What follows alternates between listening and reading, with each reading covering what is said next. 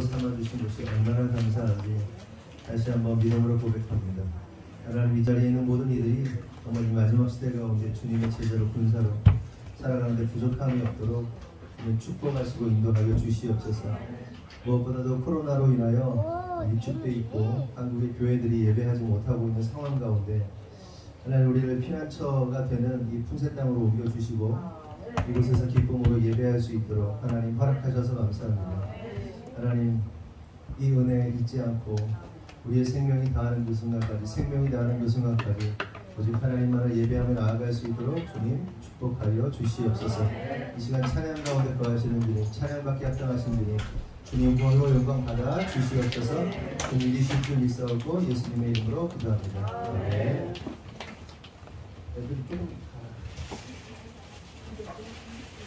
들어가세요.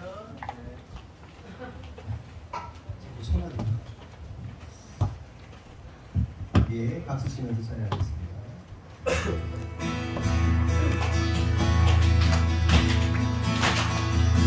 내 안에 부어주소서, 내 안에 부어주소서. 성령의 충만한 기름을 내 안에 충만케 하소서. 성령의 기름을 내 안에 부어주소서. 성령의 충만한 기름을 내 안에 충만케 하소서. 성령의 기름으로 내 기름 가득할 때 주의 복음 나를 주님을 내 기름 가득할 때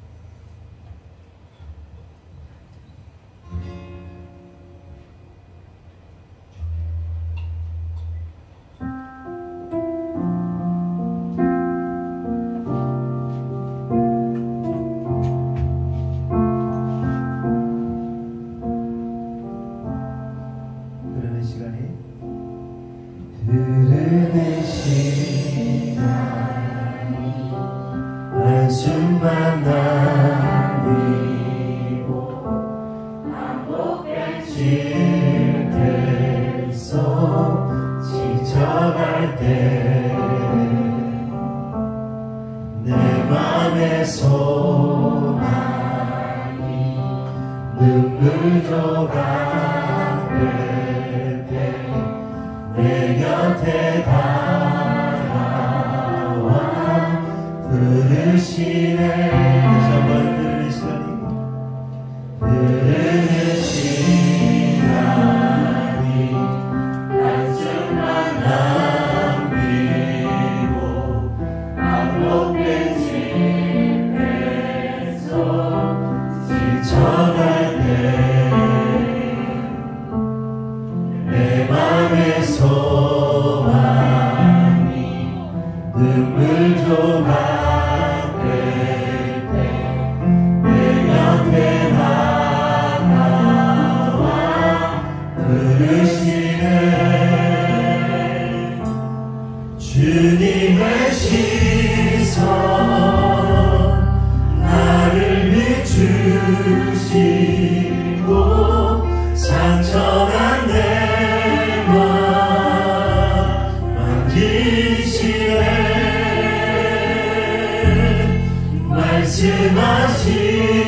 말씀하시고 회복해 하시네. 주의 사랑이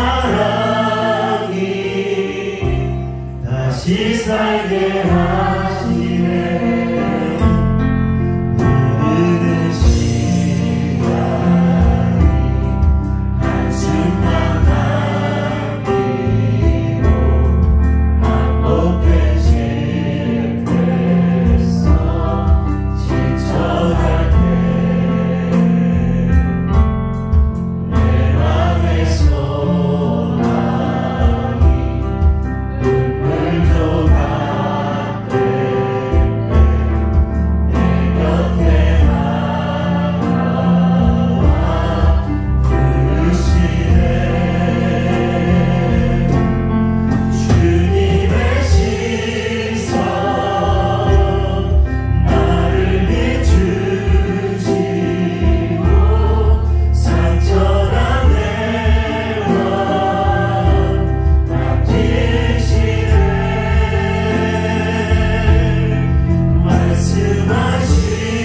말씀하시고 회복해 하시네. 주의 사랑이 다시 살게 하시네. 주를 봅니다. 지금 이곳에서 주를 봅니다.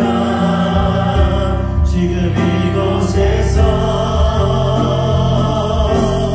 주를 봅니다. 지금 이곳에서 주를 봅니다. 지금 이곳에서 다시 한번 주를 봅니다. 주를 봅니다. 지금 이곳에서 주를 봅니다. 지금 이곳에서 주를 봅니다. 주를 봅니다. 지금 이곳에서 주를 봅니다. 지금 이곳에서 주님의 시선 주님의 시선 나를 비추시고 상처난 내 맘 만지시네.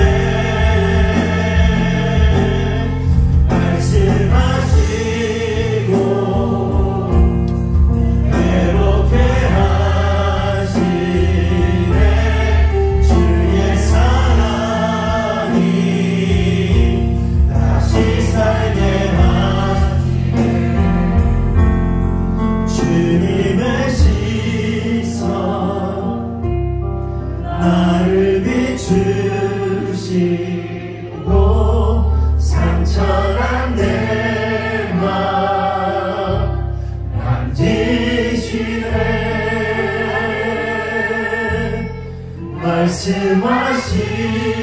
말씀하시고 새롭게 하시네.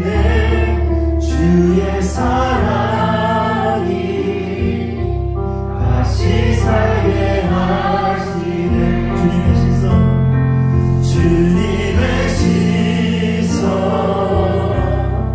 나를 비추시고 상처난 내 맘 만지시네.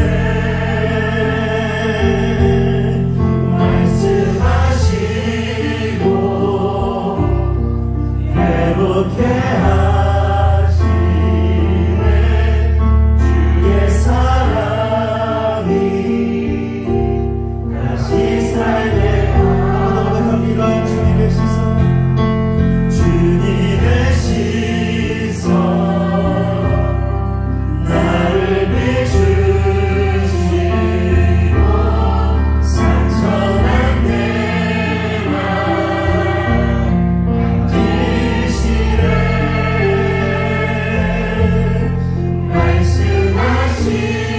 말씀하시고 회복해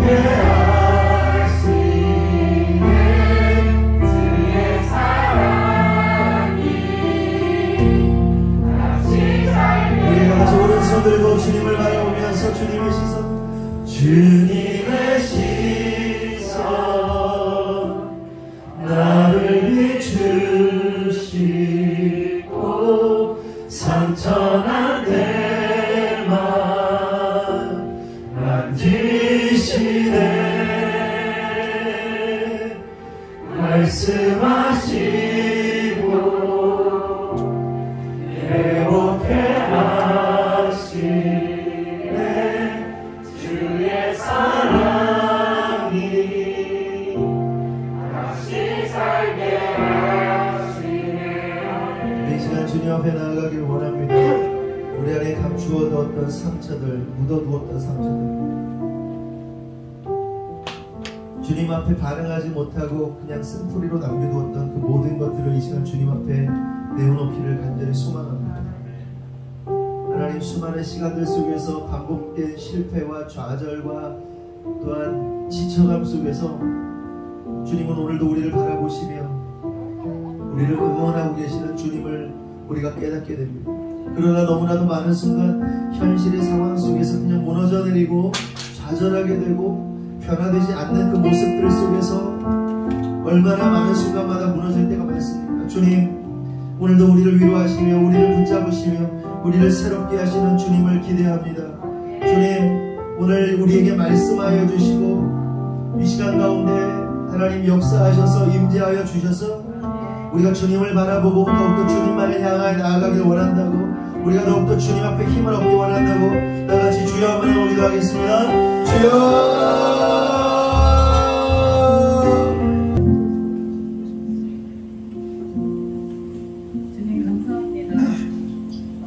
붙어 있어 숨을 쉴 수 있음에 감사합니다. 우리가 얼마나 작은 존재인지 알게 하심에 감사합니다. 우리의 호흡이 주님과 끊어지지 않게 구하여 주십시오. 주님과의 첫사랑을 잊지 않도록 하십시오. 주일에 교회에 나와 예배한다는 것이 은혜임을 기억하게 하십시오. 2차 21일 기도회를 통해 매일 모여 기도합니다. 깨어 기도하게 해주셔서 감사합니다. 기도하니 주님께 더욱 집중하게 됩니다. 주님의 일하시는 손 또한 선명하게 보게 하시니 감사합니다. 성도님들 간의 상황을 알아 중보하고 함께 어려움을 같이 나누게 하신 감사합니다. 우리는 미약한 존재임을 깨닫습니다. 주님, 저희를 다스려 주십시오. 주님, 저희를 도와주십시오. 7.15 주일에 교회처 구입을 위한 바자회가 있습니다. 플리마켓, 각종 체험, 먹거리 장터, 놀이마당, 미용 행사 하게 하심 감사합니다. 설의 옷을 바자회에 내놓고 사는 것으로 출발하여 이제는 규모를 확장시켜 주시니 감사합니다. 기쁨으로 준비하게 하시고 각 가정에 필요한 물품들 잘 공급되게 하여 주십시오. 최상의 날씨 허락하여 주십시오.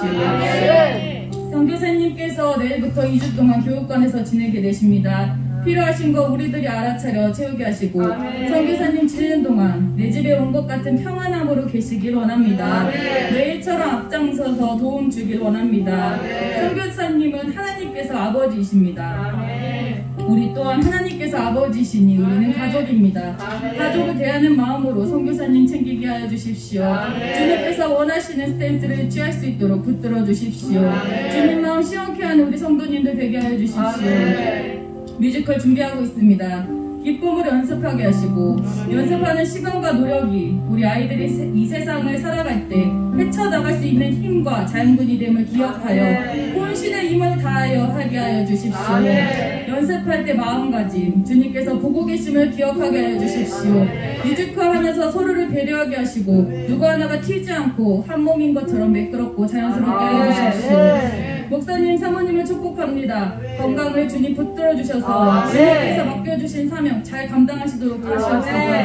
교회차, 목사님차 사용해야 할 날짜보다 먼저 나와서 마음 편안히 사용하실 수 있도록 하시옵소서. 목사님 대원하실 때 우리가 아멘으로 받아 그 말씀 실제가 되게 하여 주십시오. 세상 미슬비를 축복합니다. 자녀들에게 만남의 축복을 허락하여 주십시오. 영차는 두뇌를 허락하여 주십시오. 주님과의 동행이 최고의 선물임을 기억하게 하여 주십시오. 우리가 무언가를 잘할 수 있을 것처럼 착각함을 용서하시고 주님께서 할 수 있는 힘을 주심에 감사하고 주님의 일하심을 잘 알아차려 주님께만 영광 돌리는 하늘금 성도님들 되게 하옵소서. 전쟁 중에 평안 샬롬 주심을 감사합니다. 사랑합니다. 예수님의 이름으로 기도 올려드립니다. 아멘. 네, 43번 10편 99편 교독하겠습니다. 여호와께서 다스리시니 만민이 떨 것이요 시온에 계시는 여호와는 위대하시고 모든 민족보다 높으시도다. 주의 크고 두려운 이름으로 찬송하시니 그는 거룩하시도다. 능력 있는 왕은 정의를 사랑하느니라. 주께서 공의를 견고하게 세우시고 주께서 야곱에게 정의와 공의를 행하시나이다. 너희는 여호와 우리 하나님을 높여 그의 발등상 앞에서 경배할지어다. 그는 거룩하시도다. 그의 제사장들 중에는 모세와 아론이 있고 그의 이름을 부르는 자들 중에는 사무엘이 있도다. 그들이 여호와께 간구하며 응답하셨도다. 여호와께서 구름 기둥 가운데서 그들에게 말씀하시니 그들은 그가 그들에게 주신 증거와 윤례를 지켰도다. 여호와 우리 하나님이여 주께서는 그들에게 응답하셨고 그들의 행한 대로 하게 하셨으나 그들을 용서하신 하나님이시니라. 너희는 여호와 우리 하나님을 높이고 그 성산에서 예배할지어다. 여호와 우리 하나님은 거룩하시니라. 아멘. 마가복음 8장 14절 공독해 올리겠습니다. 제자들이 떡 가져오기를 잊었음에 배에 떡 한 개밖에 그들에게 없더라. 예수께서 경고하여 이르시되 삼가 바리새인들의 누룩과 헤롯의 누룩을 주의해라 하시니 제자들이 서로 수군거리기를 이는 우리에게 떡이 없음이로다 하거늘 예수께서 아시고 이르시되 너희가 어찌 떡이 없음으로 수군거리느냐 아직도 알지 못하며 깨닫지 못하느냐 너희 마음이 둔하냐 너희가 눈이 있어도 보지 못하며 귀가 있어도 듣지 못하며 또 기억하지 못하느냐 내가 떡 5개를 5,000명에게 떼어줄 때 조각 몇 바구니를 거뒀더냐 이르되 12리니이다. 또 7개를 4,000명에게 떼어줄 때 조각 몇 광주리를 거두었더냐 이르되 7이니이다. 이르시되 아직도 깨닫지 못하느냐 하시니라. 아멘. 이호성 목사님께 나오셔서 노력을 주의하라는 제목으로 말씀 전하시겠습니다. 우리 옆에 보는 문자입니다. 사랑합니다. 축복합니다. 환영합니다. 사랑합니다. 축복합니다. 환영합니다. 아멘. 사랑하고 축복하고 환영합니다. 아멘. 오늘은 누룩을 주의하라 라는 제목으로 말씀을 나누도록 하겠습니다. 원래 오늘은 마가복음 8장 1절 10절 말씀을 나눠야 됩니다. 그 내용이 뭐냐면 칠병이어의 기적을 원래 나눠야 되는데 여러분 잘 아시다시피 오병이어의 기적은 잘 아시죠? 그런데 성경에 보면 또 칠병이어의 기적이 있습니다. 모르시는 눈빛으로 이렇게 보고 계시는 분들이 계시는데 칠병이어의 기적이 있어요. 근데 신학교 다닐 때 무슨 얘기를 했었냐면 교수님이 그 교수님도 참 좀 그래. 뭐냐면 오병이어의 기적이 나오는데 그 위에 또 칠병이어의 기적이 있다. 성경을 잘 봐라. 근데 신학생들도 이걸 잘 모르는 거예요. 그러니까 이렇게 눈이 동그래가지고 어떤 이제 전도사들이 있는 거예요. 사실 공부를 하나도 안 하고 간 거지. 성경을 모르는 채로 간 사람들이 굉장히 많습니다. 그런데 그러면서 그러는 거예요. 교수님께서 칠병이어의 기적은 오병이어의 기적을 다시 한번 쓰면서 뭐 파생한 뭐 잘못 기록된 말씀이다라는 식으로 이렇게 가르쳤던 분이 계세요. 죄송합니다.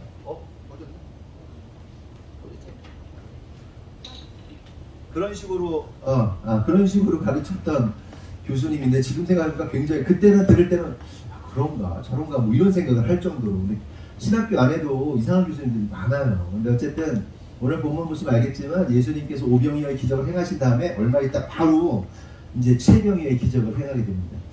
그래서 이제 오병이어의 기적과 칠병이어의 기적 가운데 말씀이 좀 겹치는 부분들이 좀 많아서 오늘은 이 부분을 스킵을 하고 오늘 누룩을 주의하라라는 부분을 말씀을 나눌 텐데요.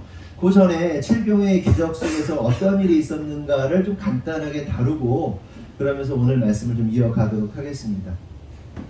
마가복음 8장 1절에서 10절을 보면 예수님께서 떡 7개와 물고기 2마리 이런 표현 쓰거든요. 물고기 2마리로 4,000명을 먹이시고 7광주리가 남았다. 그리고 그 4,000명이나 되는 무리를 모두 다 흩어보내셨다라고 기록하는 것을 볼 수가 있습니다. 그럼 여러분이 예수님이라고 한번 생각해 보세요. 그러니까 예수님이 이 땅에 왜 오셨죠? 하나님 나라의 완성을 위해서 영혼 구원하시고 결국 하나님 나라를 완성하기 위해 이 땅에 오셨는데 4,000명이나 되는 성인만 남자만 4,000명이 예수님을 따라다니는 거예요. 여러분 예수님이 입장이라면 그들을 어떻게 하겠습니까? 그들을 보면서 무슨 생각이 들겠어요? 와, 내가 하나님 나라 완성해야 되는데 내가 어떤 나라를 만들어야 되는데 4,000명의 장정들이 나를 막 쫓아다니면서 열렬히 환호한다면 얼마나 든든하겠어요? 그쵸? 안 든든하겠어요? 우리가 어떤 이렇게 예를 들어서 뭐 이렇게 막 이렇게 몇 대 몇으로 막 이렇게 막 논쟁이 벌어졌어. 근데 누가 내 편에 서서 학급에서 내가 막 몰려 있는데 한 서너 명의 애들이 내 편 들어주면 어떨 것 같냐 얘들아? 되게 막 든든할 것 같지 않아? 세네 명만? 그리고 남편 하나, 마누라 하나가 내 편만 들어줘도요 어깨 꼭 올라가는 거 아니에요. 남자가 막 미쳐가지고 막 칭찬 한마디 듣고서는 막 내 편 막 낚여가지고 막 열심히 일하는 거 아니에요. 칭찬은 뭐 고래를 뭐한다고 저기 춤추게 한다. 똑같아요. 남자도 조금 칭찬해주면 막 좋아가지고 막 정신없이 일하잖아요. 남자들이 속성이 그래요. 근데 여자들이 남자 키를 팍 죽여놓잖아요. 네, 한두 명만 있어도 굉장한 힘이 되는데 4,000명이나 되는 무리가 예수님을 따라다녔다는 것은 예수님에게 굉장한 힘이 되는 겁니다. 그럼에도 불구하고 성경은 뭐라고 말하고 있냐면 흩어버리셨다 이렇게 말씀을 하고 있습니다. 그럼 이것이 의미하는 바가 뭘까요?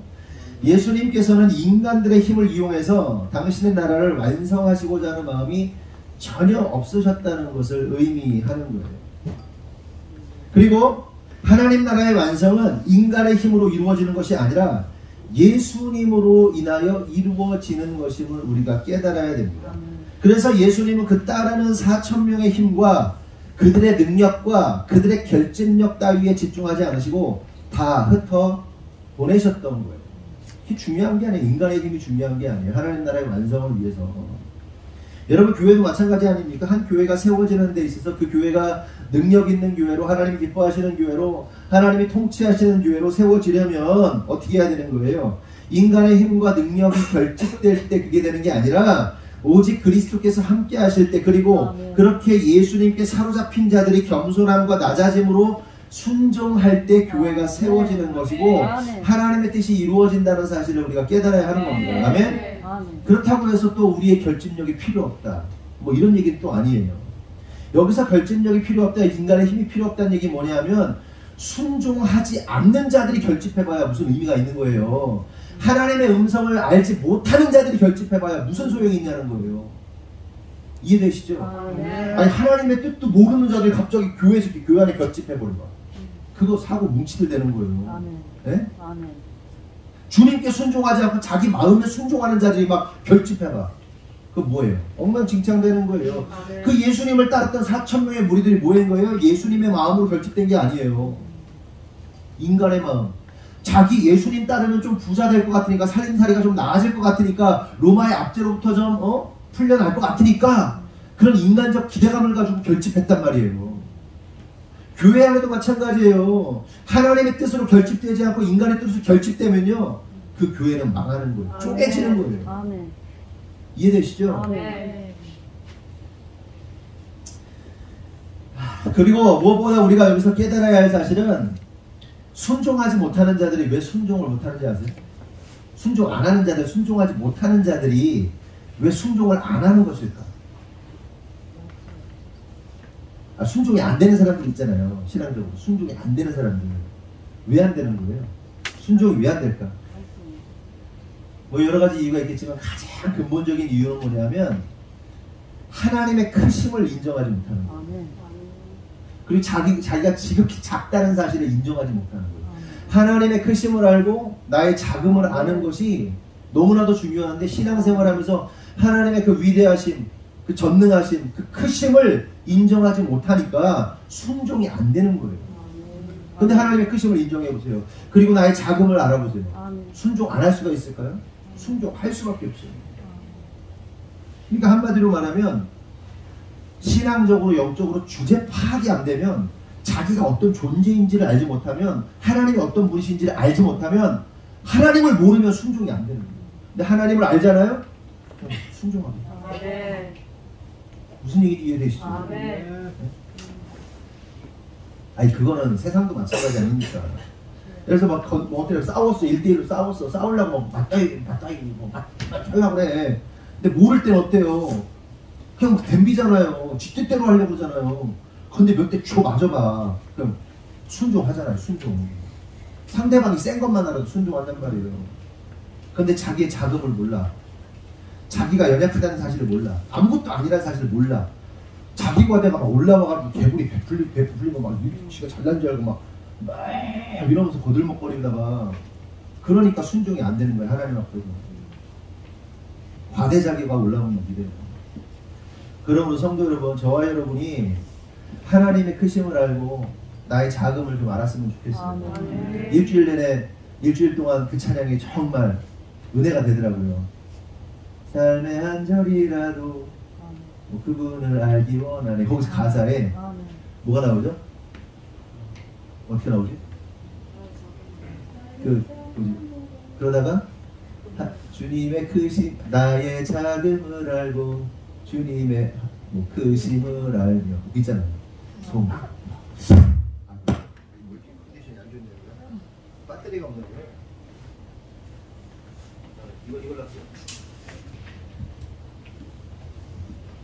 그렇게 예수님은 그 많은 무리들이 더 이상 따르지 못하도록 배를 타고 달마누다, 그러니까 갈릴리 해안의 근처 지방이라고 합니다. 그곳으로 또 건너가십니다.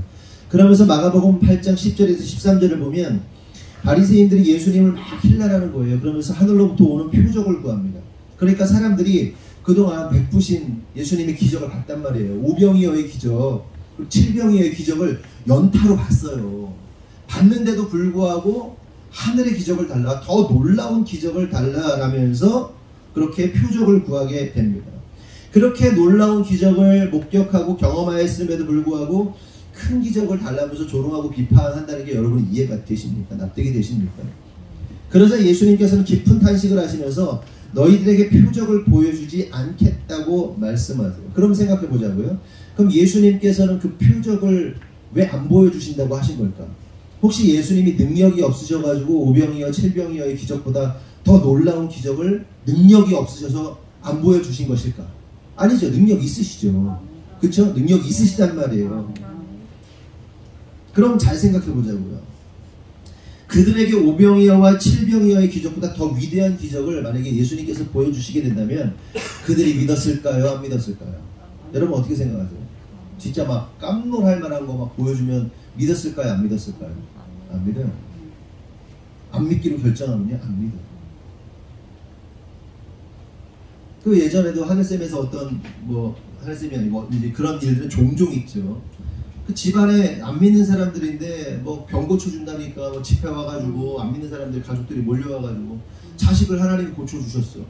그럼 뭐 놀래가지고 이 사람들이 가족들 다 하나님 믿어야 될 거 아니에요. 세상에 불치병 안 되는 거 병원에서 안 되는 거 고쳐주면 어떻게 돼요? 막 와 하나님 살아계시다고 그러면 보면서 믿어야 될 거 아니에요. 안 믿어요. 믿기 싫거든. 왜 안 믿을까요? 그들이 믿지 않기로 결정했기 때문에 안 믿는 거예요. 그들은 예수님의 기적과 표적을 보면서요, 구약에 예언된 메시아가 예수님이라는 사실을 분명하고도 명확하게 알았어요. 예수님이 보여주신 그 모든 기적들이요, 구약에 예언된 것을 성취하는 겁니다. 네? 무슨 얘기인지 아세요?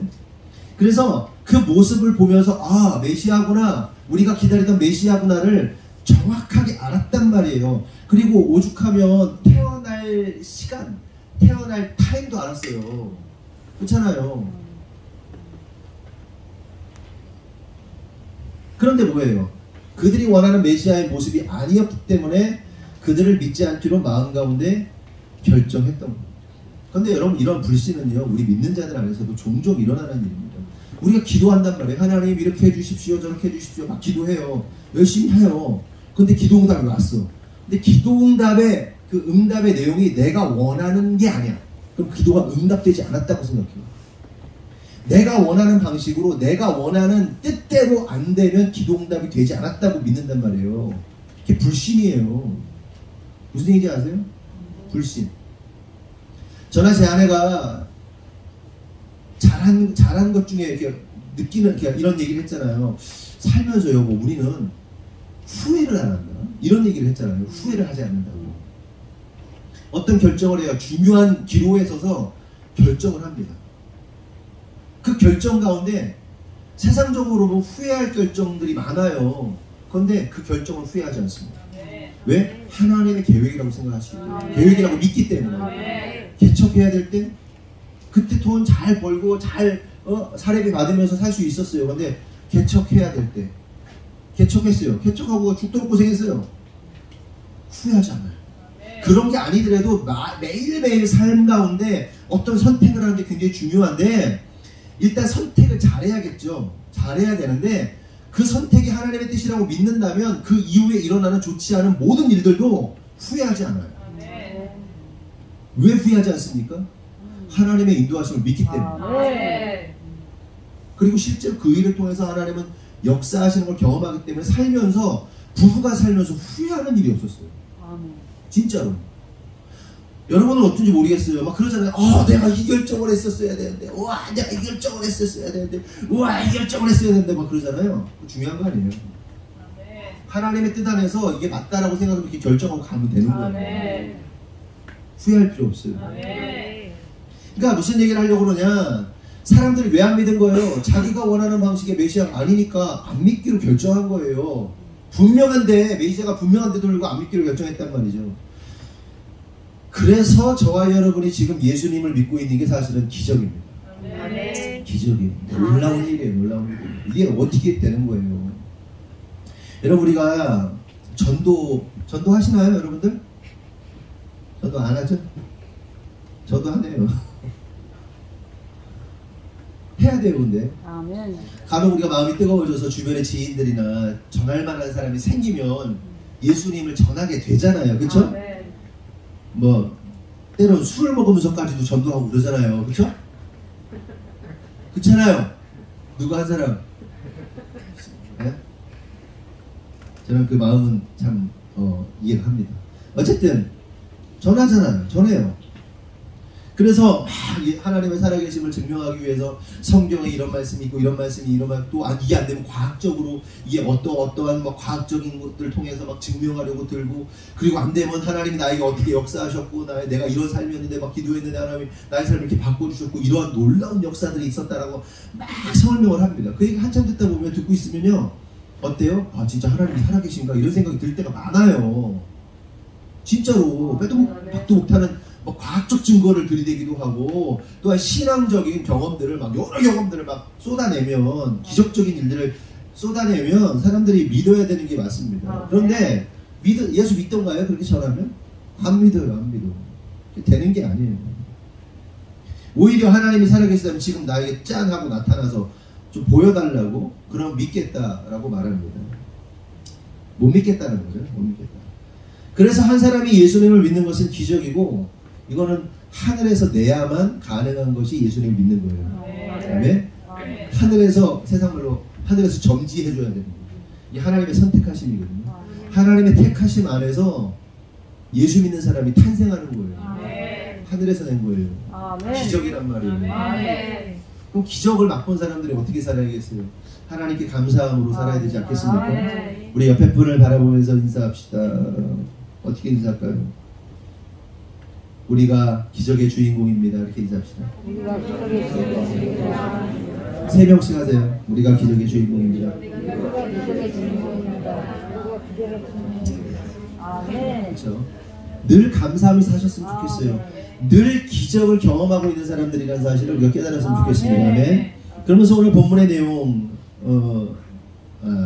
그렇게 예수님은 더 놀라운 표적을 보여달라고 하는 그들에게 표적을 보여주지 않겠다고 하시고는 그들을 떠나서 다시 배를 타시고 건너편으로 가세요. 그러면서 오늘 본문의 내용으로 이제 이어지는 겁니다. 오늘 본문의 내용으로 본문 14절에서 16절 한번 볼까요? 다 같이 한번 읽어보겠습니다. 시작.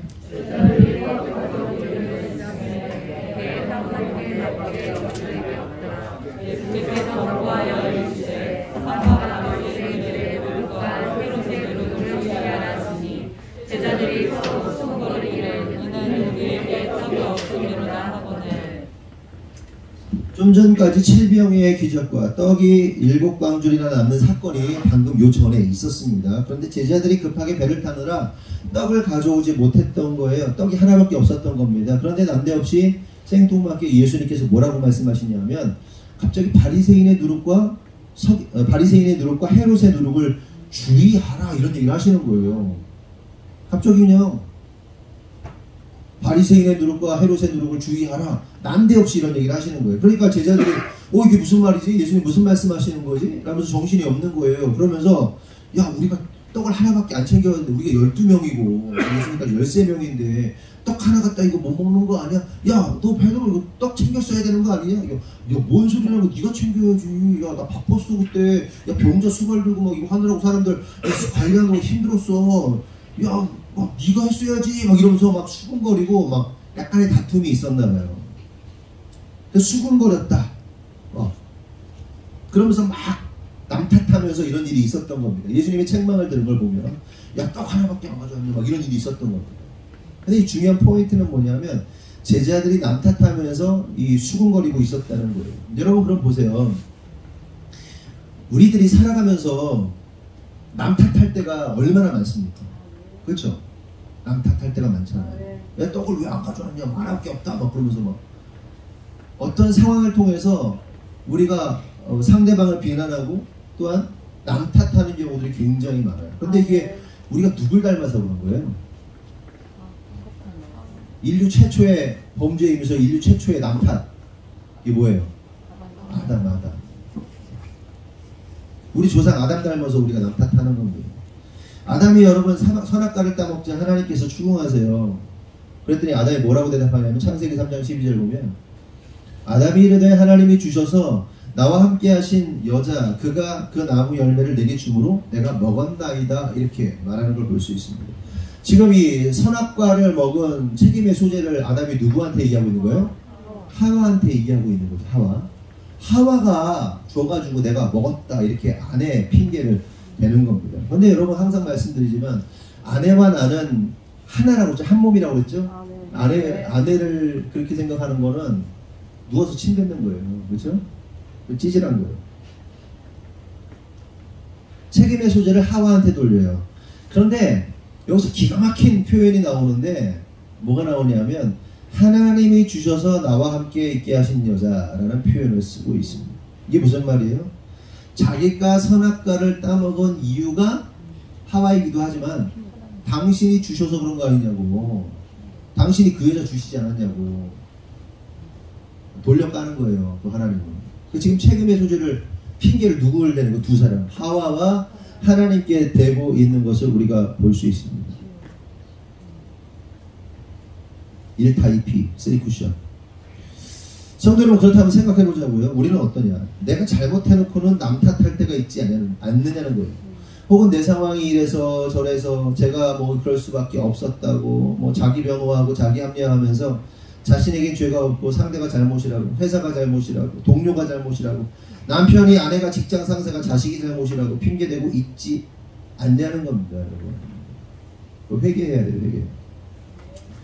핑계가 많으면 안 돼요. 미성숙할수록 핑계가 많습니다. 애들 일 한번 시켜보세요. 애들 뭐 한번 시켜보세요. 그냥 즉각적으로 그냥 아무 말 없이 하는 애들이 몇 명이나 되냐고. 이래서 안 되고 저래서 안 되고 이거는 그렇고 저거는 기분 나쁘고 저거는 뭐 했고 저쩌고 어쩌고 저쩌고 이것 좀 해. 야 휴지 좀 가져와. 아니 내가 뭐 지금 밑에를 청소를 하는데 뭐 어쩌고 뭐 어쩌고 뭐 아니 뭐 그래. 아 휴지 가져오라고. 뭔 말이 많어 그렇게. 안 되는 이유를 막 수만 가지를 다 늘어놓습니다. 핑계가 많아 핑계가. 미성숙할 수. 근데 문제는 어른이 돼서도 그러면 안 돼요. 어른이 돼서도 이 핑계, 저 핑계, 저랬고 이랬고 내가 자기 합리화, 자기 핑계, 자기 변호 그냥 하라고. 그냥 하면 안 되나? 이래서 저래서 아유 집사람이 어제 제 아내가 어제 그저께군요. 이거 꼭 봐야 된대. 이거 꼭 좀 보래요. 그래서 뭐 영상을 하나 보여주려고 하는데 안 나와가지고 못 보다가 TV를 틀었는데 우연히 그게 나오더라고요.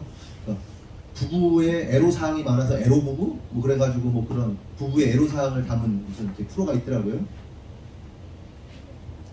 그 크리스찬 뭐 이렇게 무슨 뭐를 만났대. 그 뭐 어플로. 둘 다 크리스찬이야. 얼굴이 공개가 돼서 나오더라고요.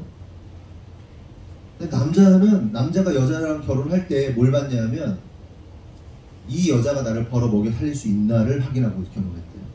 백수예요. 한량이에요. 그러니까 이 여자가 나를 벌어먹일 수 있는 여자인가를 잘 확인해가지고 딱 골라서 결혼한 거야. 일을 하면 3개월을 못 버텨. 왜 못 버티냐? 왜 그러냐? 그때 막 아니 직장에서 누가 나한테 상처를 줬고 30대 초반의 남자가 직장에 누가 나 상처 줘서 뭐 못했고 뭐 그래서 무슨 오토바이 배달을 했는데 매일 나가는 게 아니라 뭐 하루 나갔다 하루 안 나갔다 뭐 그랬다가 왜 안 나가냐 했더니 아 우리 아내가요. 제작진한테 얘기해요. 우리 아내가 너무 몸이 아픕니다. 와이프는 아이 직장 갔다 오면 힘들지 뭐가 아파. 근데 나 괜찮아 나 혼자 케어할 만해. 근데 아니야 당신은 내가 지켜줘야 돼. 내가 같이 운전도 해줘야 되고. 보면서 쓰레기도 이런 쓰레기가 어딨냐. 그냥 어떻게든 그냥 마누라 등골 빼먹으려고 그냥 자기는 일생 한량으로 살고 싶은 거야. 그냥. 그럼 집에 있으면은 살림을 하냐? 살림도 안 해. 그냥 종일 놀아. 그래서 자기가 열심히 노력했대. 열심히 노력해 뭔가 해보려고 노력했대. 그래가지고 유튜버 뭐 한다고 무슨 게임 뭐 한다고 그랬나? 뭐 그거 찍는다고 며칠 했대요? 일주일? 카메라 사고 뭐 산 다음에 일주일 하고 딱 포기했어요. 그러면서 왜 그랬냐? 아니 자기는 이래서 자기는 이랬고 자기는 저랬고 어떻고 애썼고 노력했고 당신이 너무 힘들기 때문에 내가 지켜줘야 되고. 아니 안 지켜줘도 된다고. 아니 당신은 몸은 내가 가장 잘한다면서 우리 가운데 그런 쓰레기 있으면 안 돼. 얘들아. 핑계가 많으면 안 돼. 어? 군대 가면 안 되면 되게 하라 막 이거 하거든. 안 될 것 같잖아. 돼. 되더라니까. 이걸 빨리빨리 경험해야 돼. 그러니까 부모들은 어떻게 돼? 애들을 막 어릴 때부터 빡빡 굴려야 돼요. 일 처리 능력 없다고 맨날 사모님 그래. 야 그거 문제 해결 능력이 없어도 되겠어? 네가 알아서 해. 네가 알아서 해내란 말이야. 근데 이게 어르신들은 예전에는요 너무 척박한 시절에 살아가지고 그 일 처리 능력, 문제 해결 능력이 뛰어나요. 어르신들은. 애들은요 안 해. 그런 쓰레기가 되면 안 돼. 네? 어른이 돼서도 그러면 안 돼요. 자기 변호하고 핑계가 많고 그러지 마세요. 어른일수록 리더일수록 묵묵하게 그냥 감당해내는 거예요. 그게 리더야.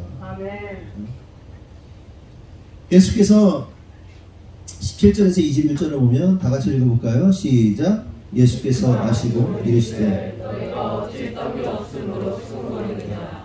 아직도 알지 못하며 깨닫지 못하느냐. 너희 마음이 둔하냐. 너희가 눈이 있어도 보지 못하며 귀가 있어도 듣지 못하느냐. 또 기억하지 못하느냐. 내가 떡 5개를 5,000명에게 떼어줄 때 조각과 떠너를 떼었더냐. 이르되 12개니까. 또 이 떼들은 3,000명에게 떼어줄 때 조각과 깍두리를 떼었더냐. 이르되 이르시되 아직도 깨닫지 못하느냐 하시더라. 그렇죠? 제자들이 왜 떡 안 챙겨냐면서 서로 비난하고 핑계대고 있자 예수님께서 왜 떡이 없냐고 수군거리느냐, 아직도 알지 못하고 깨닫지 못하고 너희 마음이 둔하냐, 눈이 있어도 보지 못하고 귀가 있어도 듣지 못하냐 라면서 탄식을 하시는 거예요. 그러면서 이렇게 또 말씀하시요.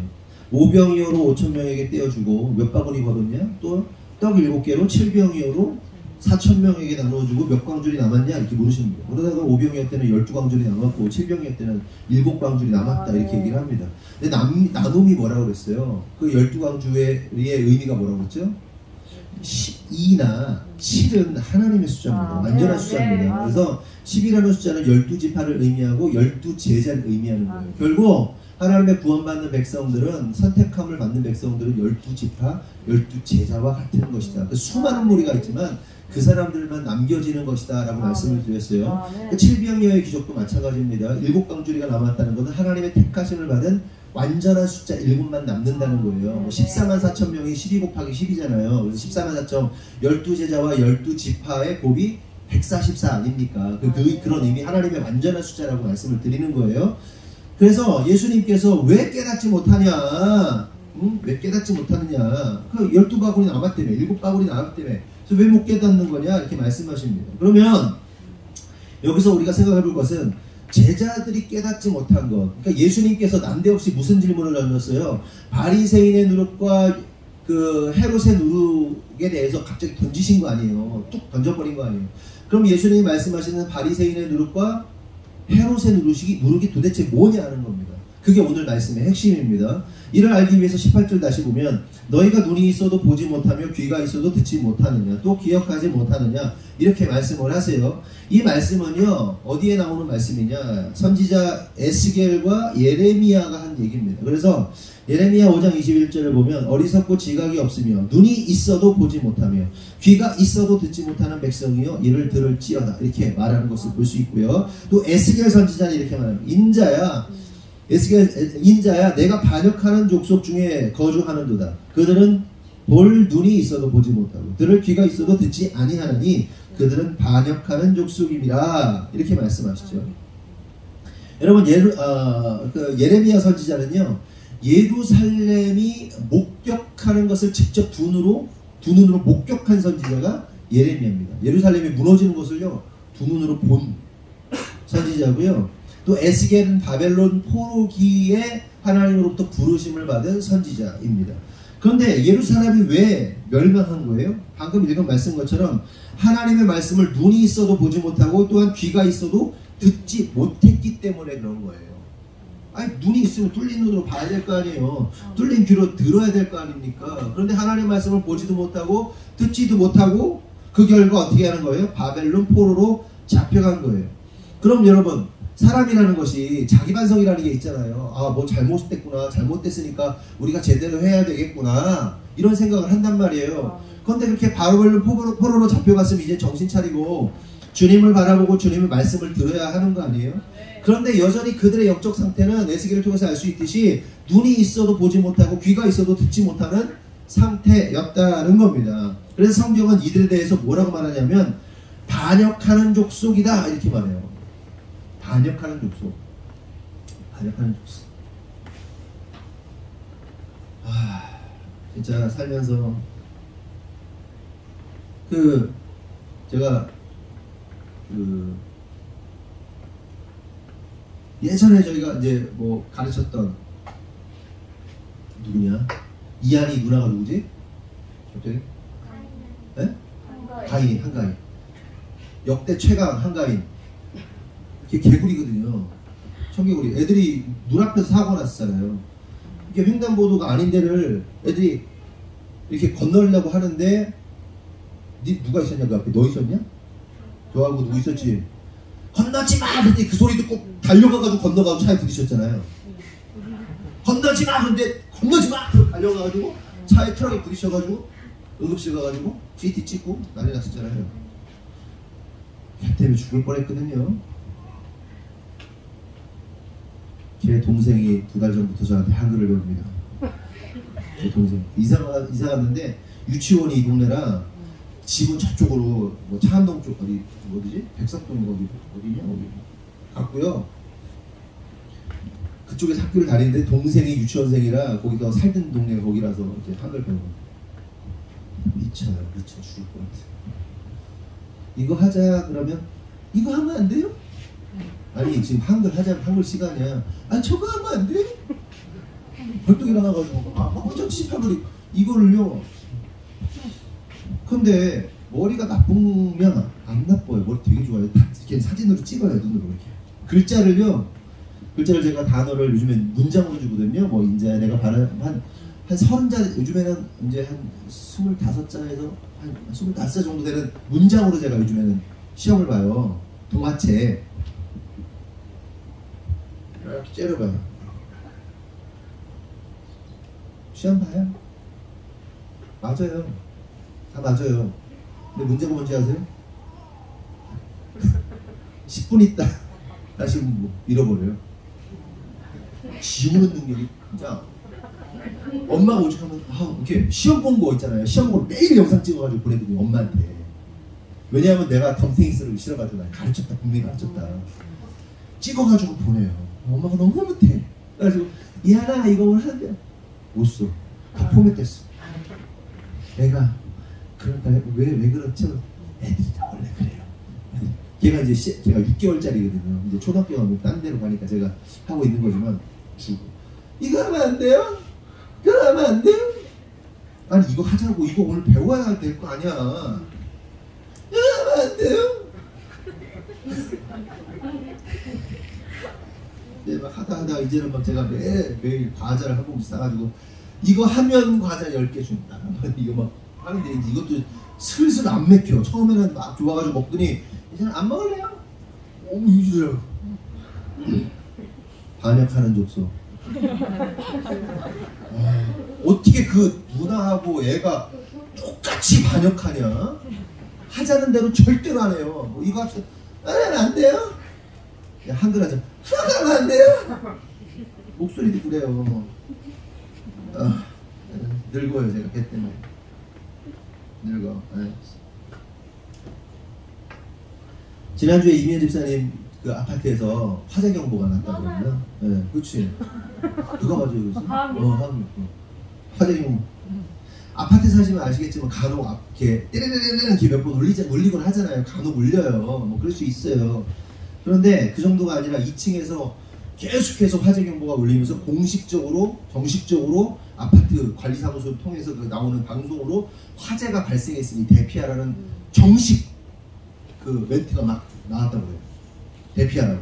그래서 이면 집사가 막 급하게 불이 나게 애들 막 입혀가지고 차키를 챙겨가지고 대피해야 될 수 있어요. 왜 차키를 챙겼냐?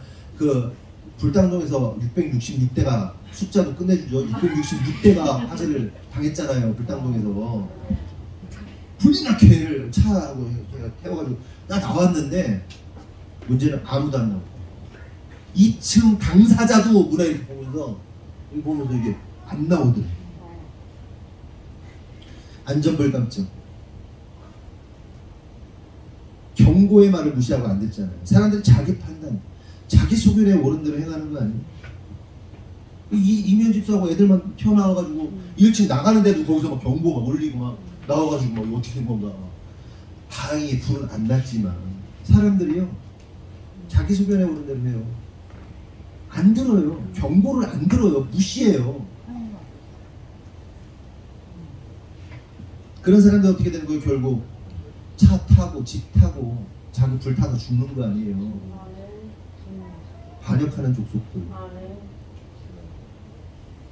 뛰쳐나오는 게 정상인데 아무도 안 뛰쳐나오고 뛰쳐나온 사람이 비정상으로 보이는 시대.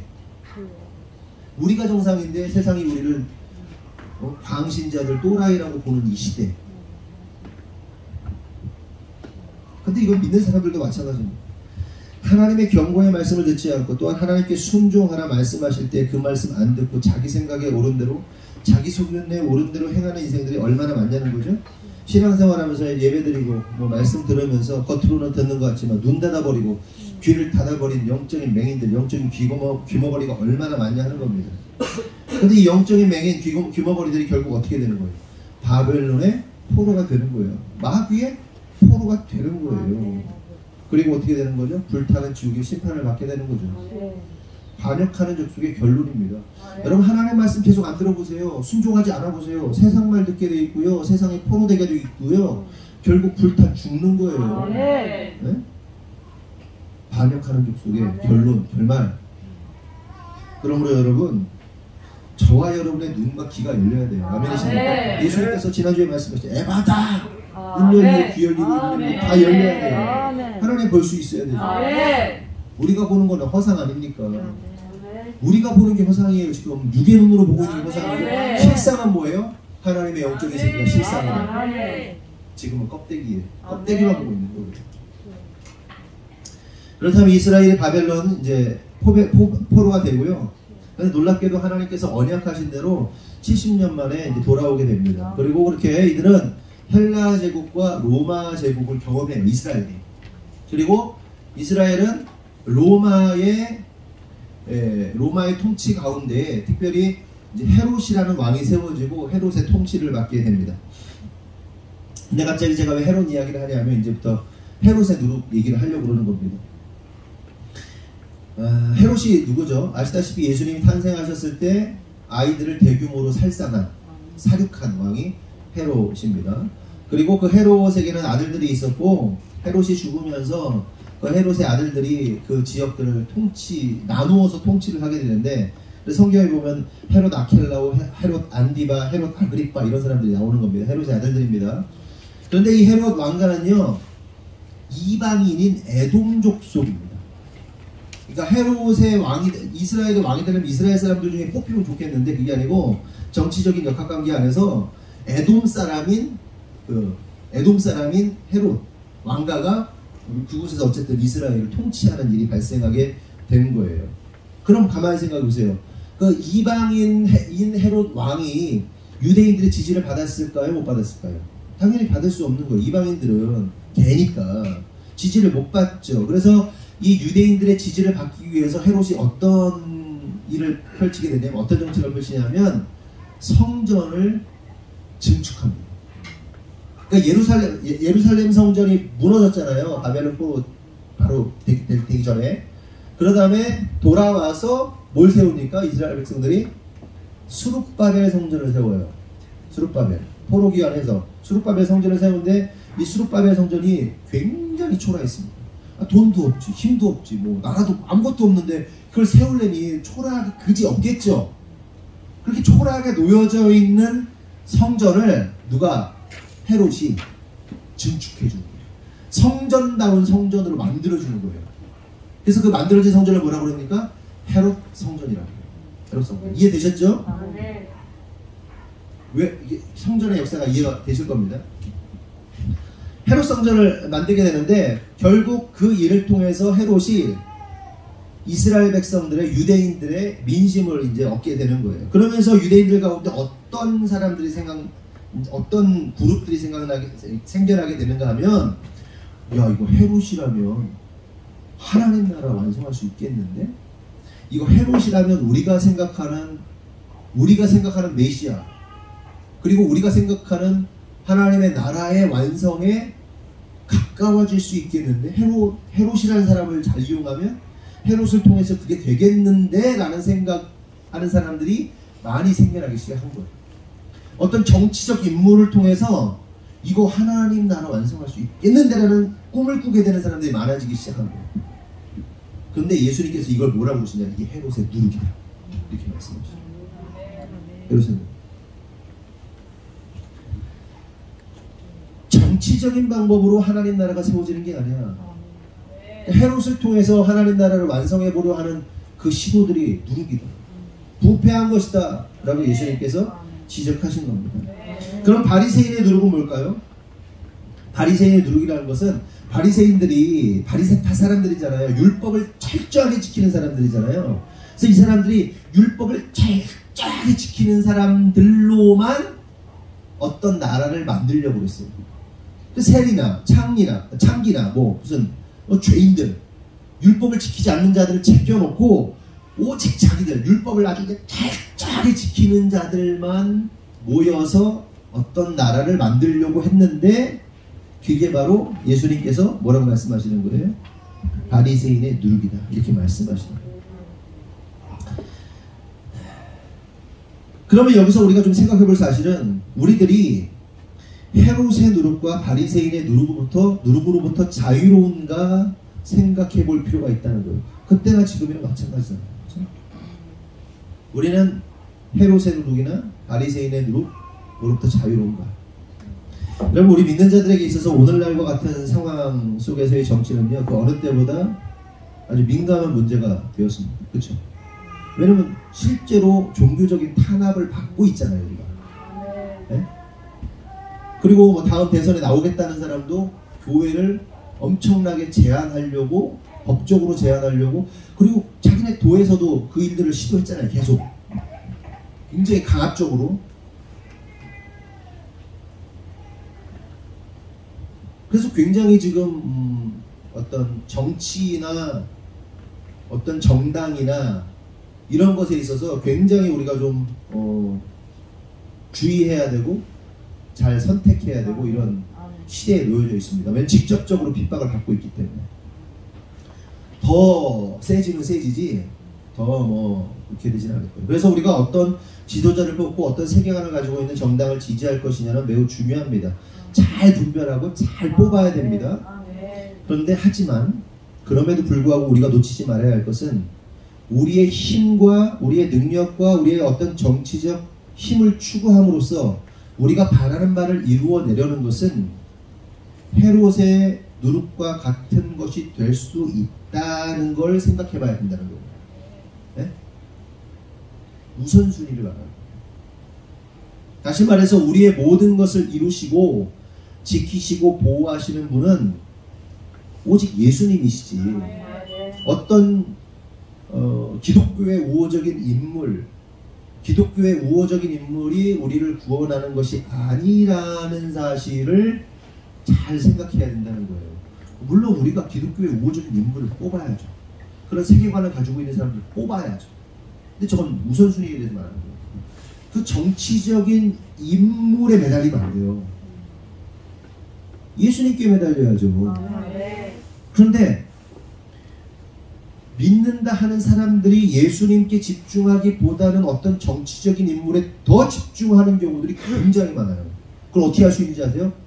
여기서 예수님 얘기가 나오는지 여기서 그 인물 얘기가 나오는지를 보면 어디에 더 많이 시간이 쓰여지는지 보면 그러니까 여러분 내가 진짜 만몬을 섬기고 우상을 섬기고 하나님을 섬기는지 만몬을 섬기는지 어떻게 알 수 있어요? 내가 하루 종일 가장 많이 생각하고 있는 그 시간 속에서 가장 많이 생각하고 있는 거 가장 많이 행동하고 있는 거를 보면 그 사람이 무엇을 섬기고 있는지 안단 말이에요. 제가 그랬잖아요. 지난주에 고백했잖아요. 주님의 다시 오심을 기대하고 주님의 오심을 간절히 기다려야 되는데 언제 차가 오나 이것만 기다리고 있다고 그랬잖아요. 주님은 생각 안 하고. 제가 타락한 거예요. 네?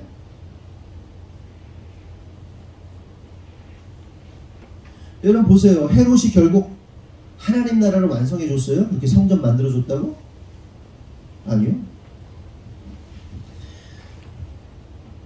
313년에 콘스탄티누스 대제가 제사장이면서 황제잖아요.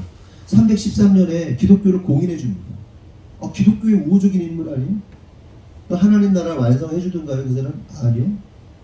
태양신하고 기독교 신앙을 믹스해가지고 이상한 짬뽕 종교 하나 만들어낸 거 아니에요? 천주교 아니에요. 되는가요? 어떤 정치적 인물이 돼요 그게? 제가 말씀드리는 핵심이 뭐예요? 복음의 가치에 가까운 인물들을 뽑으세요. 뽑지 말라는 얘기가 아니에요. 그런데 그들보다 주님을 더 신뢰해서는 안 된다. 그들을 주님보다 더 신뢰해서는 안 된다는 거예요. 넘어서는 거거든요. 여러분이 저를요 존경해 주시고 사랑해 주셔서 감사해요. 그런데요 이게 뭐가 사이드가 되는 거냐면 주님을 더욱 사랑해야 되는데 여기 저한테 막 더 집중되면요 이게 망가뜨리는 거예요 저는. 뭐 그럴 일은 없겠지만 넘어선다니까요.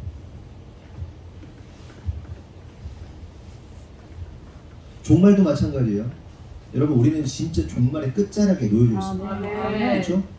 진짜 끝이에요. 저는 그 관련된 뭐 영상이나 아니면 뭐 선지자와 같으신 분들 이런 걸 보면서 진짜 종말의 때가 가까웠다.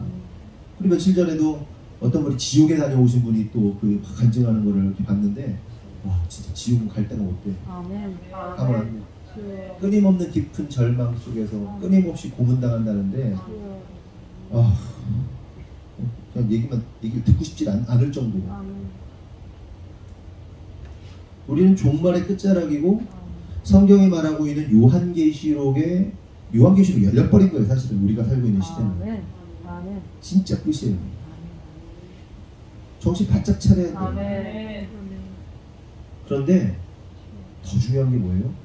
주님을 사랑하고 영혼을 사랑하는 게 더 중요해요. 넘어가 버리면 안 돼. 네? 정말 주님 더 사랑하고 주변의 영혼들을 더 살피고 어떻게 하면 이걸 막 할까. 그러니까 기도 얘기하잖아요. 두 가지 영역에서 기도해야 된다고. 우리가 하나님께 올려드린 말에 기도해야 되고 그리고 몸으로 기도해야 된다니까. 진짜로 그 사람을 살려내기 위해서 몸으로 기도해야 된다니까. 회복하기 위해서. 또한 우리가 주의해야 할 것은 바리새인들처럼 종교적인 힘으로 무엇을 이루어내려는 시도해서 안 된다. 십자군 전쟁 같은 게 그런 거 아니에요. 종교의 힘으로 어떤 하나님 나라를 완성해 보겠다라는 그 노력, 애씀. 어떻게 보면 고귀하고 참 아름답죠. 그런데요, 손 딱 커가지고 바리새인들처럼 종교적 힘으로 자기들만의 어떤 세계를 만들려고 하는 것은 그것 또한 하나님 기뻐하지 않으시는 것이다. 그런데 여기서 정말 중요한 사실은 뭐냐면 헤롯의 누룩과 바리새인의 누룩으로 무장한 사람들의 공통점이 있거든요. 그들은 결국 예수를 믿지 않아요. 예수 믿는 것처럼 보여도 헤롯의 누룩, 정치적 성향, 정치적인 뭔가로 딱 무장되어 있는 사람은 예수님 안 믿고요. 또 종교적으로 율법주의적인 어떤 뭔가로 똘똘 뭉쳐있는 사람은 예수 믿지 않습니다. 왜냐하면 헤롯의 누룩과 바리새인의 누룩이 실상은 둘 다 종교예요. 종교. 사상이나 가치가 결국은 종교예요. 내 신념이라고 그러죠. 신념이 종교란 말이에요. 내가 믿고 있는 가치. 잘 들으세요, 여러분. 극단적 좌파도요 종교예요. 그런데 극단적 우파도 종교입니다. 마찬가지로 극단적 율법주의와 극단적 자유주의도 종교입니다. 근데 진짜 중요한 게 뭐냐면 결국은 그 극단과 극단이 만나서 하나가 되는 거예요. 극단적 좌파는요 극단적 자유주의 신앙관을 갖습니다. 극단적 좌파는요 극단적 자유주의 신앙을 가지고 있어요. 극단적 우파는요 극단적 율법주의를 따르게 돼 있어요. 이렇게 갈려요. 근데 더 재밌는 사실은 이 극단하고 저 극단하고 완전 멀어져 있는 것 같잖아요. 근데 끝으로 가면요 하나가 돼요. 둘이 하나가 된다니까. 성경에서 그렇게 말한다니까. 마가복음 3장 6절 다 같이 읽어봅시다. 시작. 바리새인들이 나와서 곧 헤롯당과 함께 어떻게 하여 예수를 죽일까 하느라. 극단적 종교 세력이죠. 바리새인들이. 헤롯 땅은 극단적 정치 세력입니다. 결이 달라요. 같은 뭐 종교인인데 뭐 이렇게 약간 뭐 좀 다른 바리새파 뭐 사두개인 이게 아니고 여기는 정치 세력이고요. 이게 종교 세력이에요. 헤롯은 불신자들이 헤롯 땅 사람들은 오직 정치적인 목적만을 이루는 사람들이에요. 율법주의자들은 뭐예요? 바리새인들은 오직 율법으로만 달리고 있는 저 끝 사람이에요. 근데 지금 뭐예요 둘이? 합력하여 연합하여 함께 어떻게 예수를 죽일까 의논했다고 말하잖아요.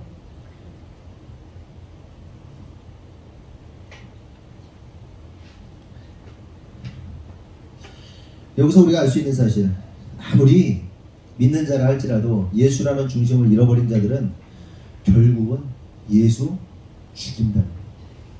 예수 죽인다. 네?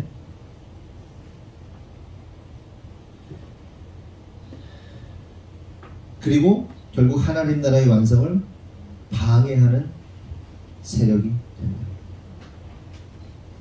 이런 말씀 마실게요. 우리가 예수 믿는다 하면서도 예수님께 집중하지 않고 오히려 어떤 정치적 상황, 종교적 상황에 집중하게 되면 어느 순간 나도 모르게 헤롯의 누룩과 바리새인의 누룩에 함몰될 수 있어요. 진짜로.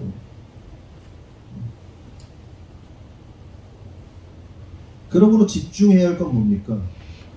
누룩이 들어가지 않으신 생명의 떡이신 예수 그리스도께 집중하는 게 답이에요. 아멘이시죠? 그러므로 오직 순전하신 무교병, 누룩이 들어가지 않으신 예수님만을 따르셨으면 좋겠고요. 우리가 좀 집중해야 돼요. 정신을 집중하고 무엇이 본질인지를 잘 깨달아야 됩니다. 우리 앞에 놓여져 있는요, 너무 혼란스러운 일들이 너무 많아요. 진짜 너무 많아요. 주님의 다시 오심, 종말, 재림, 정치적 상황 안에서 핍박받고 종교가 탄압받고 얼마나 복잡해요. 그리고 여러분 살림살이가 어떻습니까? 너무 힘들고 막 어렵고 그럴 경우도 있고, 개인의 질병도 있고, 그리고 자신의 비전, 꿈, 하나님께 받은 그 사명 감당하는 데도 너무 어려운 부분도 있고, 너무 많아. 신경 쓸 게 너무 많고. 그런데 정작 우리가 집중해야 될 건 예수님 사랑하는 거지, 또한 예수님께서 맡기신 영혼 사랑하는 거지 다른 게 되어서는 안 돼요. 자꾸 다른 거에 함몰되지 마세요. 주님 사랑에 집중하시고 영혼 사랑에 집중하세요. 그게 답이에요. 오늘 말씀 여기까지 나누겠습니다. 기도하겠습니다. 하나님 감사합니다. 오늘 말씀을 통해서 깨닫게 하심을 감사합니다. 누룩을 주의하라 말씀하셨습니다. 헤롯의 누룩, 바리새인의 누룩, 그 누룩이 우리의 삶 가운데 얼마나 많은 영향력을 끼치고 있는가 다시 한번 생각해 보게 됩니다. 주님, 우리 안에 정말 집중하고 정말 주님께 나아갈 것은 예수님을 바라보고 예수님을 사랑하고 예수님께서 맡겨주신 영원 사랑하는 것임을 다시 한번 깨닫습니다. 그러므로 주님, 우리의 마음과 뜻과 정성을 다하여 정말 주님만을 바라보며, 특별히 무교병이신, 누룩이 들어가지 않은 순전하신 예수님께만 집중함으로 우리가 하나님의 뜻을 이뤄낼 수 있는 이 마지막 시대 가운데 주님의 거룩한 신부들 될 수 있도록 축복하여 주시옵소서. 주님께서 이루실 줄 믿사옵고 예수님의 이름으로 기도합니다. 광고 교회 소식 전해드리겠습니다. 오늘 우리 기도회가 언제 끝나죠? 6주, 이번 주가 6주차인가요? 이번 주가 6주차. 이번 주랑 다음 주까지 기도회 진행하고요. 그리고 다음 주가 추석입니다. 네, 추석 앞두고 저희가 교회차 마련을 위한 바자회를 진행을 하려고 합니다. 그래서 여기 보시면 2차는 아닌데 2차를 레오나가 했는데 어제 2차 때문에 어제 대단한 일이 있었습니다. 레오나는 자기가 무슨 일을 했는지 모를 거예요. 엄청난 일이 있었습니다. 2차 그림으로 인하여서 어제 엄청난 역사가 일어났습니다. 잘못 쓴 건데 이걸로 인해서 일이 일어났습니다. 네, 그래서 어쨌든 요거랑 비슷한 차량을 할 거래요. 저도 몰랐어요. 저도 2차인 줄 알았어요. 2차가 아니래요. 그래서 근데 어쨌든 2차를 마련하기 위해서 여러분들이 지금 막 애쓰고 계시잖아요. 여기 지금 이틀이라고 했지만 18, 19일이라고 했지만 19일에만 진행을 할 거고요. 주일에만. 18일에는 왜 했냐면 사실상 막 진열하고 물건들 막 진열하고 막 하려면 그날 온팡 써도 부족할 것 같아가지고 준비하는 날, 그 다음에 실제로 행사하는 날 해가지고 이렇게 했고, 여기 보면 플리마켓, 각종 체험, 먹거리 장터, 놀이마당, 미용 행사 있는데 저희가 이제 쿠폰 발행해가지고, 왜 다른 교회 다니셨던 분들 혹시 바자회 참석해 보신 분들 아시겠지만 쿠폰 발행해가지고 쿠폰으로 바꿔서 현금이랑 쿠폰이랑 바꿔서 이제 쓰도록 하겠습니다. 그냥 여러분들이 헌금, 차량 헌금 잘 하시는 거 제가 알고 있는데, 이걸 통해서 엄청나게 교회 차량에 도움이 될 거라고 생각해서 이걸 하는 게 아니에요. 그냥 심심해서 하는 겁니다.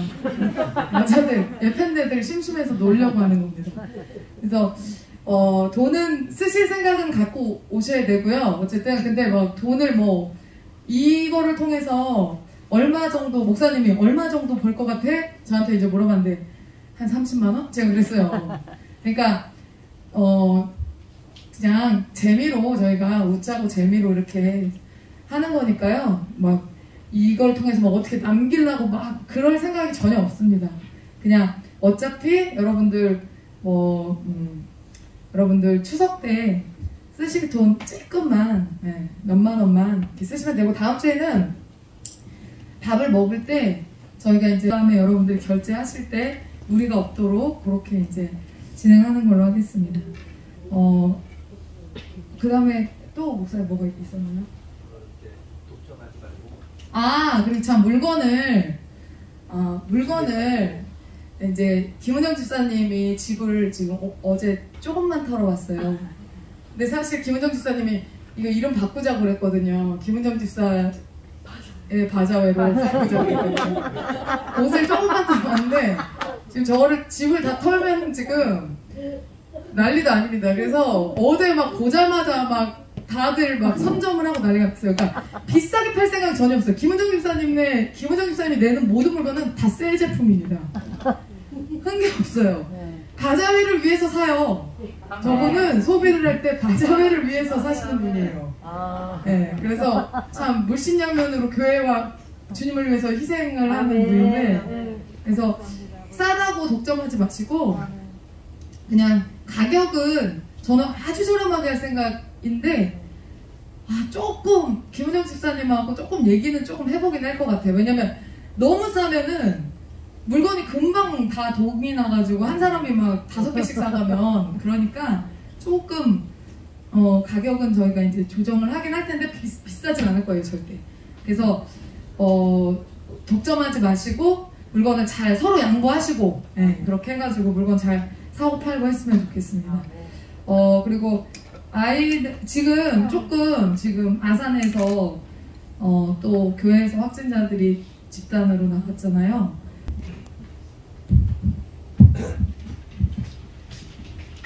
네, 다같이 일어나겠습니다. 화성의 말씀 드리겠습니다. 구호 준비! 영원히 흔들리지 않는 나라, 영원히 흔들리지 않는 교회. 아멘. 기도하겠습니다. 하나님 감사합니다. 오늘 또 믿음으로 선포하며 영원히 흔들리지 않는 나라, 영원히 흔들리지 않는 교회로 하나님 나라가 세워지고 교회가 세워질 것을 선포합니다. 하나님, 이 시간 우리가 고백한 것처럼 주님의 나라는 흔들리지 않습니다. 주님의 교회는 흔들리지 않습니다. 또한 우리가 하나님의 나라이며 하나님의 교회인데 우리가 흔들리지 않기를 간절히 소망합니다. 우리가 주님의 반석 위에 세워질 때 흔들리지 않을 것입니다. 나의 작음을 알고 주님의 크심을 알 때 우리는 흔들리지 않을 것입니다. 또한 우리는 순종할 것입니다. 주님, 우리를 통하여 그렇게 역사하여 주시고 우리 하나님의 나라가 그렇게 완성되어질 수 있도록 축복하여 주시옵소서. 하나님, 이 자리에 있는 성도 하나하나가 그렇게 하나님 나라를 완성하며 하나님의 마음을 시원케 하며 하나님의 기쁨이 될 수 있도록 인도하여 주시옵소서. 지금 우리에게 놓여져 있는 현장은 정말 주님 전쟁과도 같은 상황입니다. 그러나 그 안에서도, 그 전쟁 안에서 누리는 그 샬롬의 평강이 우리 안에 있기를 원하오니 주님께서 기름 부어주시고 역사하시고 인도하여 주시옵소서. 또한 주님, 우리 성도들이 주님 앞에 예물을 드립니다. 하나님, 기쁨으로 감사함으로 드립니다. 드린 손길 위에 하나님 축복하시고 그들의 삶과 가정과 사업과 직장 가운데 하나님의 도우심, 개입하심, 역사하심이 충만하여서 하나님 재정으로 수많은 사람들을 먹이고 살릴 수 있는 영적인 거부들 될 수 있도록 인도하여 주시옵소서. 또한 우리 가운데 근심 걱정이 있고 또한 여러가지 해결해야 할 문제로, 또한 질병의 문제로, 또한 여러가지 고통의 문제로 놓여져 있는 성도들이 있습니다. 주님, 당신의 피 묻은 손으로 안수하여 주시고 치유하여 주셔서 주님 회복하여 주시옵소서. 내가 나사니 예수를 명하노니 모든 질병들은 떠나갈지어다.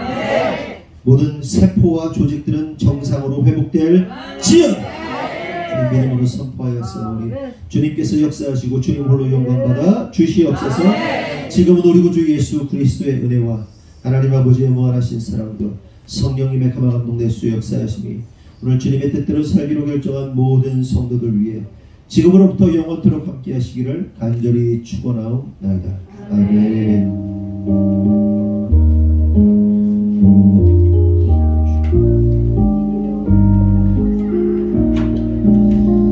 우리 하나님께 영광의 박수 드리겠습니다.